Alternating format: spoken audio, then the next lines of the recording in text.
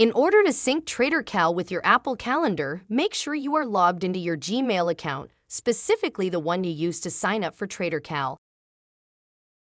Before we start, make sure you've watched this onboarding video first to ensure you've added TradrCal.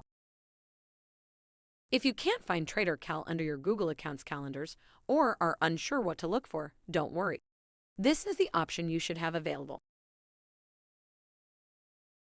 For those who don't have it shown, navigate to this link. We've also included it in the description of this video for your convenience.